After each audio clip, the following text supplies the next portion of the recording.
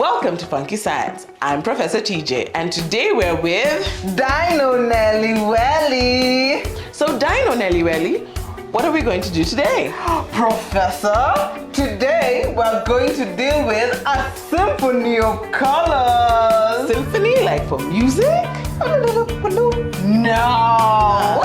Today we're going to create a symphony of colors using milk, food color, and dish soap. Sounds interesting. Let's get down to doing it. So first, I'll take my milk and pour it into a plate, a very flat plate. All the milk. Then, pick your favorite color. I want blue, blue, blue, blue, blue. Fantastic, here you go. And then I'll take red. Then, using your dropper like this, press it gently and get some color out. Once you watch what I do, use the dropper to put one drop of the food color in the milk. Ooh, put a drop.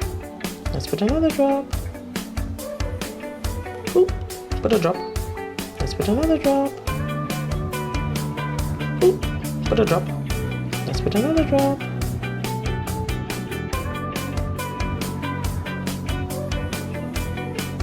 Now let's mix. Put your on my side. Cool. And then I want you to take the soap and then put it in the middle of the food color drop. Just a drop of soap. Let's try again. Ooh, look at that. Colors are dancing.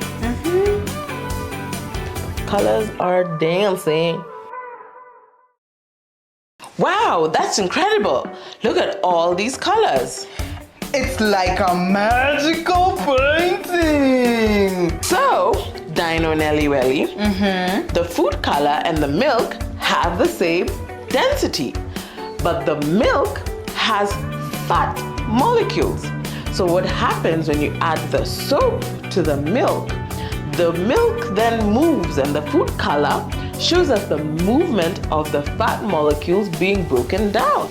And that's what happens when you wash your hands with soap.